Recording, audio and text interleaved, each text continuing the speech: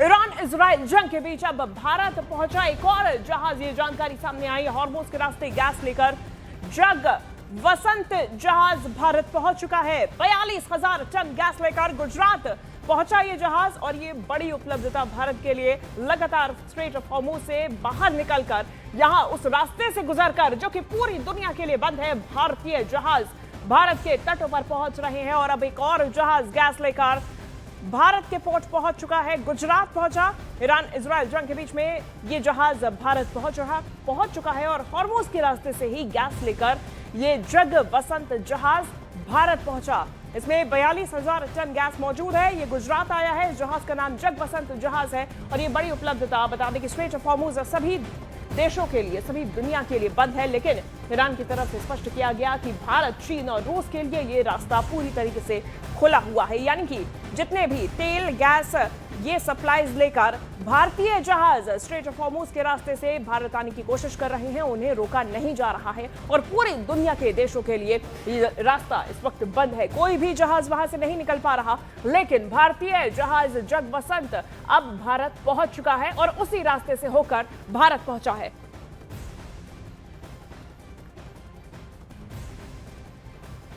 तो वहीं पश्चिमी एशिया में जारी जंग का आज 28वां दिन है और जैसे जैसे दिन गुजर रहे हैं वैसे वैसे युद्ध और भी ज्यादा विकराल होता जा रहा है। जहां ईरान के युद्ध विराम से इनकार के बाद ट्रंप ने अल्टीमेटम दे दिया है और खबर है कि ईरान पर ट्रंप अब निर्णायक और अंतिम प्रहार की योजना बना रहे हैं। तो वहीं अमेरिका की धमकी के बाद ईरान भी अलर्ट हो गया है। अमेरिका के ग्राउंड ऑपरेशन की धमकी के बीच ईरान खार्ग द्वीप पर सुरक्षा और भी ज्यादा कड़ी कर चुका है। वहीं मध्यस्थ बनने का ख्वाब देख रहे पाकिस्तान को एक बड़ा झटका देते हुए वार्ता से ईरान ने साफ इनकार कर दिया है। तो दूसरी तरफ इजराइल और अमेरिका ने ईरान पर हमले और तेज कर दिए। यूएस आर्मी ने आंकड़े जारी करते हुए ईरान के 10,000 से ज्यादा ठिकानों को निशाना बनाने का दावा किया है।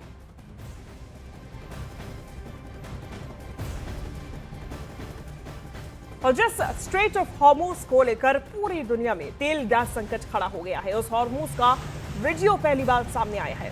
इस वीडियो में समंदर के बीच कार्गो शिप्स की लंबी कतारें दिखाई दे रही हैं। रात के अंधेरे में कार्गो शिप की चमकती लाइट की एक लंबी कतार समंदर में दिखाई दे रही है। ये देखिए, ये जो है ये कोई तटीय इलाका नहीं, किसी शहरी इलाके की तस्वीर नहीं, ये समंदर है। और ये चमकती लाइट्स वो जहाज हैं, वो कार्गो शिप्स हैं जो कि इंतजार में खड़े हुए हैं कि कब वो स्ट्रेट ऑफ हॉर्मुज को पार कर सके। दुनिया के कई देशों के कार्गो शिप्स पिछले कई दिनों से हॉर्मुज के समंदर में फंसे हुए हैं।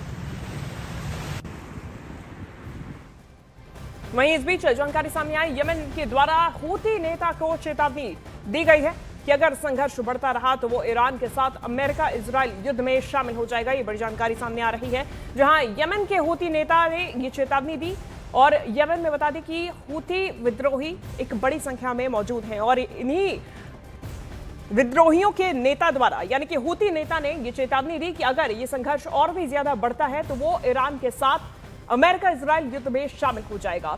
यानी कि यमन के लिए मुश्किल बढ़ती नजर आएगी, क्योंकि यमन में फिर आंतरिक ये जो प्रभाव है हूती विद्रोहियों का, ये बढ़ जाएगा और ये हमले फिर अंदर से होने लगेंगे। यानी कि अब तक ईरान की तरफ से बाहर से जो यमन पर और अरब खाड़ी देशों पर ये हमले हो रहे थे, वो अब हूती विद्रोहियों की तरफ से अंदर से होने लगेंगे। तो हॉर्मुज के समंदर में बारूद बिठाने के दावों के बीच में अमेरिका ने पहली बार अपना ब्रह्मास्त्र उतार दिया है। ईरान के खिलाफ ऑपरेशन में अमेरिका ने ड्रोन स्पीड बोट्स तैनात की और ये बोट्स निगरानी और हमले दोनों में सक्षम है।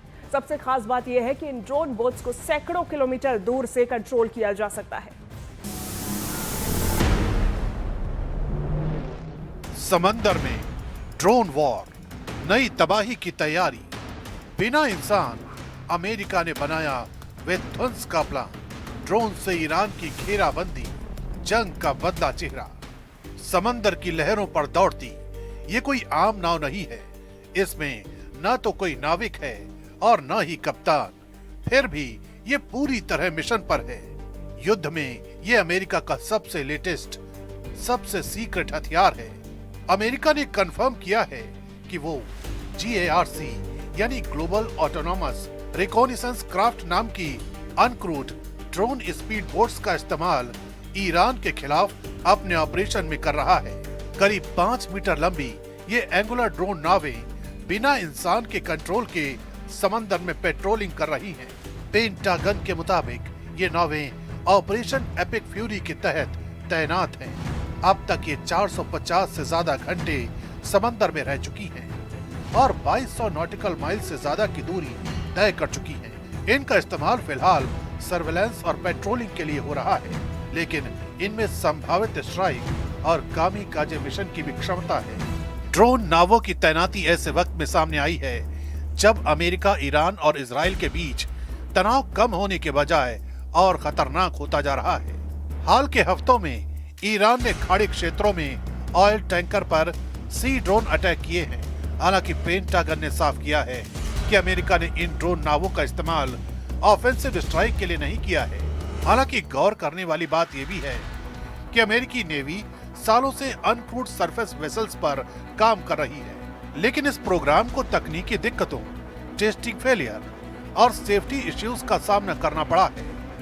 रॉयटर्स की रिपोर्ट के मुताबिक GARC ड्रोन पहले टेस्टिंग के दौरान एक्सीडेंट और खराबी का शिकार भी हो चुका है। समंदर अब सिर्फ जहाजों की जंग का मैदान नहीं रहा।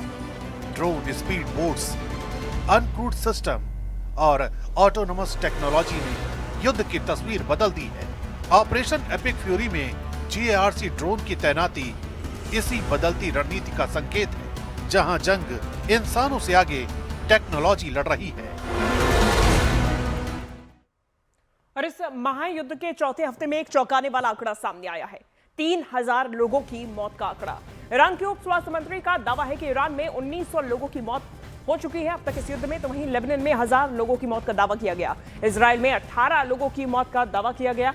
ये जानकारी सामने आई, यानी कि अब तक इस जंग में, इस महायुद्ध में, जिसका चौथा हफ्ता शुरू हो चुका है, चौथा हफ्ता जारी है, उसमें अब तक 3000 लोगों की जान जा चुकी है। इस महायुद्ध में 3000 लोगों की मौत हो चुकी है। सबसे ज्यादा ईरान के उप स्वास्थ्य मंत्री की तरफ से दावा किया गया कि ईरान में 1900 लोगों की मौत हुई, जबकि लेबनान में 1000 लोगों की मौत का दावा किया गया। इजराइल में 18 लोगों की मौत का दावा किया गया। यह आंकड़ा सामने आया। और सोशल मीडिया पर ट्रंप डांस के जरिए एक वायरल हुई ईरानी इन्फ्लुएंसर की कहानी अब दुखद मोड़ ले चुकी है। ट्रंप के हवाई हमलों का समर्थन करके चर्चा में आई ईरानी मॉडल मुनीर रहीमी के भाई की जंग में मौत हो गई। मुनीर रहीमी ने भाई की मौत की सोशल मीडिया पर पोस्ट करके जानकारी दी। साथ ही उन्होंने लिखा कि जंग में मेरे चचेरे भाई की मौत हो गई। इस जंग में मेरा अपना ही खो गया। ये वो पोस्ट है जो उनकी तरफ से किया गया। इस पोस्ट में उन्होंने अपने चचेरे भाई को दिखाया, उनके बचपन की तस्वीर शेयर की है और सोशल मीडिया पर ट्रंप डांस के जरिए ये वायरल हुई थी। ये देखिए, ये वो डांस है। ये वीडियो पोस्ट करके वायरल हुई थी। ट्रंप डांस करके ये ईरानी इन्फ्लुएंसर है जो कि वायरल हुई थी। लेकिन अब इनकी कहानी एक दुखद मोड़ ले चुकी है, क्योंकि जो हवाई हमले ट्रंप की तरफ से जारी हैं, अमेरिका की तरफ से जारी हैं, उनका समर्थन करके ये चर्चा में आई थी और अब इन्हीं के भाई की मौत, चचेरे भाई की मौत इन हमलों में हो चुकी है।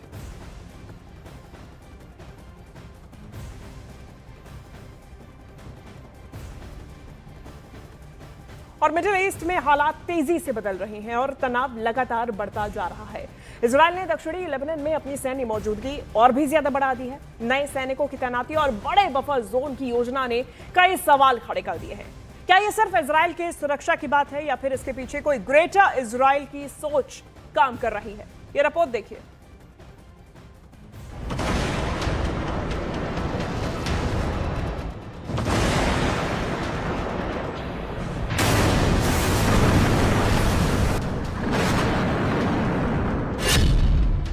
लेबनान में इजराइल का ग्राउंड ऑपरेशन।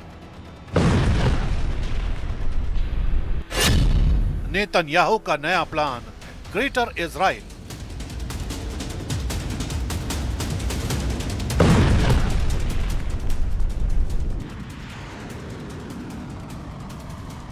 मिडिल ईस्ट में हालात एक बार फिर तेजी से बिगड़ते दिख रहे हैं। इजराइल ने दक्षिणी लेबनान में और ज्यादा सैनिक भेजने का ऐलान किया है। इजरायली सेना के मुताबिक डिवीजन 162 को अब साउथ लेबनान में उतारा जा रहा है। मतलब साफ है, वहां पहले से चल रही सैन्य कार्रवाई को और बड़ा किया जा रहा है।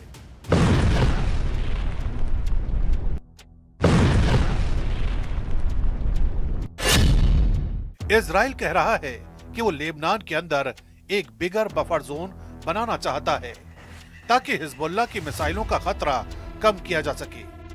प्रधानमंत्री बेंजामिन नेतन्याहू पहले ही कह चुके हैं कि नॉर्दर्न इजराइल की सिक्योरिटी सबसे बड़ी प्रायोरिटी है, लेकिन सवाल यह है कि क्या ये सिर्फ सिक्योरिटी के लिए है या फिर धीरे धीरे इलाका बढ़ाने की कोशिश, जिसे कुछ लोग ग्रेटर इजराइल के एंगल से देख रहे हैं।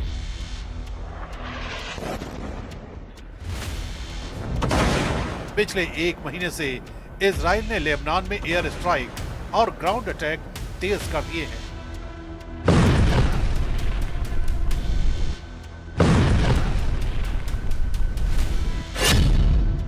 यूएन के मुताबिक अब तक 12 लाख से ज्यादा लोग अपने घर छोड़ने को मजबूर हो चुके हैं। लेबनान की हेल्थ मिनिस्ट्री का कहना है कि 1100 से ज्यादा लोग मारे जा चुके हैं और हजारों घायल हैं। ये हालात एक बड़ी मानवीय त्रासदी की तरफ इशारा करते हैं। दुनिया के कई देश इजराइल से अपील कर रहे हैं। इटली और कनाडा ने साफ कहा है कि अगर ग्राउंड ऑफेंसिव और बढ़ा तो इसके भयानक नतीजे होंगे। बावजूद इसके इजराइल का कहना है कि जब तक नॉर्थ इजराइल सेफ नहीं होता, लेबनान के दक्षिण से हटाए गए लोग वापस नहीं लौट पाएंगे। लेबनान सरकार ने इसे देश की संप्रभुता पर हमला बताया है।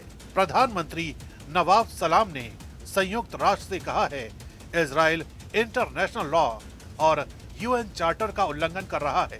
लेबनान अब यूएन सिक्योरिटी काउंसिल में औपचारिक शिकायत दर्ज कराने की तैयारी में है।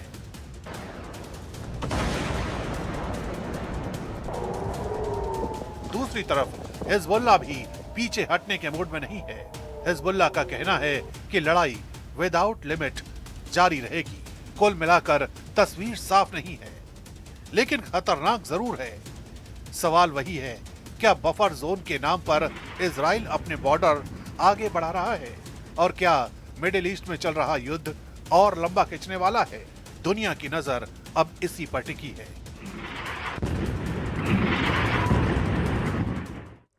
और इस बीच बड़ी जानकारी सामने आई, जहां पूर्वी सऊदी अरब में अमेरिकी अड्डे पर एक भीषण विस्फोट हुआ। सुल्तान अमीर अड्डे पर ड्रोन से अटैक किया गया। सुल्तान अमीर अड्डे पर अमेरिकी सेना तैनात और यहीं पर निशाना बनाकर अटैक किया गया। बड़ी जानकारी ये सामने आई है। लगातार ईरान की तरफ से हमले जारी और खास तौर पे उन इलाकों में, उन जगहों पर जहां पर अमेरिकी सैन्य अड्डे हैं, अमेरिकी बेसिस हैं, यूएस बेसिस को निशाना बनाया जा रहा है। और पूर्वी सऊदी अरब में अमेरिकी अड्डे पर भीषण विस्फोट हुआ। सुल्तान अमीर अड्डे पर ड्रोन से अटैक किया गया। ये जानकारी सामने आई, जहां सुल्तान अमीर एयरपोर्ट को निशाना बनाया गया।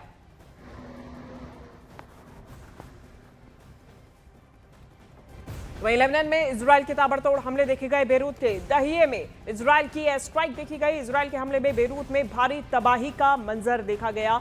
दक्षिणी लेबनान में खास तौर पे जहां जहां हिजबुल्लाह के ठिकाने मौजूद हैं, वहां इजराइल का अटैक जारी है। और लेबनान जिसकी सीमा इजराइल से लगती है, दोनों तरफ से हमले लगातार जारी है। इस बीच भारी तबाही की तस्वीरें सामने आई। इजराइल की तरफ से एयर स्ट्राइक्स की जा रही हैं। आईडीएफ ने अपना ग्राउंड ऑपरेशन भी लेबनान में तेज कर दिया है, तो वहीं दूसरी तरफ हवाई हमले लगातार जारी है। बेरूत में भी और साथ साथ दहिये में भी कई हिजबुल्लाह के ठिकानों को निशाना बनाया जा रहा है। इजराइल के हमले में बेरूत में भारी तबाही का मंजर देखा गया और खास तौर से इजराइल की तरफ से दावा किया गया कि ये टारगेटेड स्ट्राइक्स थी और हिजबुल्लाह के ठिकानों को निशाना बनाया गया। बेरूत के दहिये पर हालांकि जो हमला हुआ है उसमें भारी तबाही देखी गई। जो तबाही का मंजर था वो भयावह था।